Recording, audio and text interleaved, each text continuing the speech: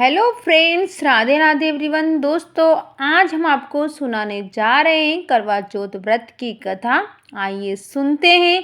एक साहूकार के 7 बेटे और एक बेटी थी। सेठानी समेत उसकी सभी बहुओं ने और बेटी ने करवा चौथ का व्रत रखा। साहूकार के लड़के अपनी बहन से बहुत प्यार करते थे। साहूकार के लड़के जब भोजन करने लगे तो उन्होंने अपनी बहन से भोजन के लिए कहा, तो बहन ने जवाब दिया, भाई अभी चांद नहीं निकला है, चांद निकलने पर अर्घ्य देने पर ही भोजन करूंगी। बहन की बात सुनकर भाइयों ने नगर के बाहर जाकर एक पहाड़ी पर आग जला दी और चलनी ले जाते हुए उसमें से प्रकाश दिखाते हुए अपनी बहन से बोले, बहन चांद निकल गया है, अर्घ्य देकर भोजन कर लो।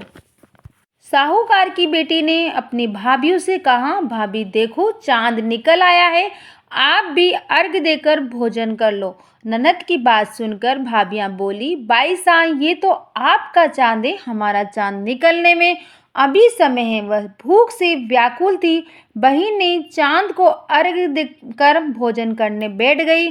जैसे ही उसने पहला निवाला खाया उसे छींक आ गई। दूसरा घास खाते ही उसमें से बाल निकल आया। तीसरा घास खाने ही वाली थी कि उसके ससुराल से बुलावा आ गया कि पति बीमार है, जिस भी हाल में है तुरंत ससुराल पहुंचे। उसे विदा करने के लिए माँ ने जब बक्से से कपड़े निकाले तब काले कपड़े मिले। दूसरी बार सभी कपड़े सफ़ेद रंग के निकले तो बेटी बोली, माँ तुम रहने दो, मैं ऐसे ही चली जाती हूँ। माँ घबरा कर बेटी से बोली, बेटी रास्ते में जो भी छोटा बड़ा कोई भी मिले सबके पैर पड़ती जाना और जो भी बूढ़ सुहागन होने का आशीर्वाद दे तो वहीं पर अपने पल्ले में गांठ बांध लेना। बेटी बोली ठीक है और वह अपने ससुराल के लिए चल दी। रास्ते में उसे जो भी मिला उसके पांव छूती गई। सभी ने कहा, सुखी रहो, पीहर का सुख देखो, खुश रहो का आशीर्वाद दिया। ऐसे वो अपने ससुराल पहुंच गई। ससुराल के दरवाजे पर छोटी ननद खेल रही थी। जब उसके पांव छुए तब उसने आशीर्वाद दिया, सदा सौभाग्यवती रहो, पुत्रवती रहो और बूढ़ सुहागिन हो। ये सुनते ही उसने अपने पल्ले में गांठ बांध ली और घर के अंदर गई तो उसने देखा उसका पति मरा हुआ जमीन पर लेटा है। उसे ले जाने की तैयारी हो रही। वो बहुत रोई। जैसे ही उसे ले जाने लगे तब वह रोती रोती बोली कि मैं इन्हें ले जाने नहीं दूंगी। फिर भी जब कोई नहीं माना तो वह बोली कि मैं भी साथ जाऊंगी, और नहीं मानी तो सब बोले ले चलो साथ में। जब पति को जलाने का समय आया तो वह बोली, मैं इन्हें जलाने भी नहीं दूंगी। तो सभी बोले, पहले ये तो पति को खा गई, अब उसकी मिट्टी को भी खराब कर रही है। लेकिन वो नहीं मानी और गांव और परिवार के सभी लोगों ने यह निर्णय किया कि इसे यहीं रहने दो, इसके लिए एक झोपड़ी बनवा दो। वो वहां अपने पति के साथ रहने लगी। वो पति की साफ सफाई करती, उसके पास बैठी रहती। उसकी छोटी ननद दिन में 2 बार आकर खाना दे जाती। वह हर चौथ का व्रत करती, चांद को अर्घ्य देती। फिर चौथ माता आती और कहती, करवा लो भैया की प्यारी बहन, करवा लो। तो चौथ माता से वह अपने पति के प्राण मांगती। जब चौथ माता कहती कि जब हमसे बड़ी चौथ आएगी तब उससे अपने पति के प्राण मांगना। ऐसा करते करते सभी चौथ आई और सभी ये कहकर चली गई।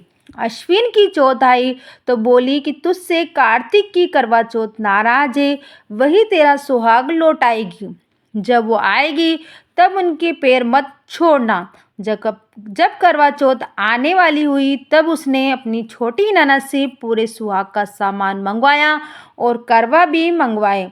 सास ने सोचा ये तो पागल हो गई है। साहूकार की बेटी ने करवा चौथ का व्रत रखा, चांद निकलने पर अर्घ्य दिया और चौथ माता की जोत करी।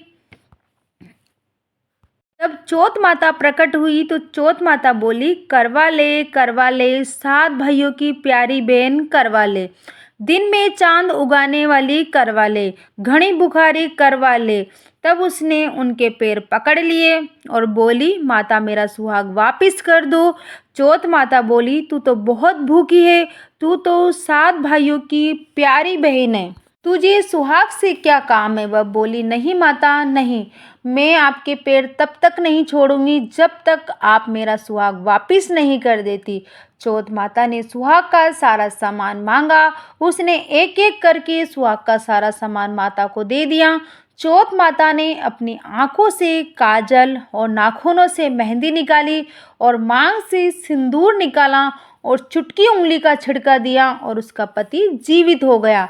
और चौथ माता जाते जाते उसकी झोपड़ी पर लात मार गई, जिससे उसकी झोपड़ी महल बन गई।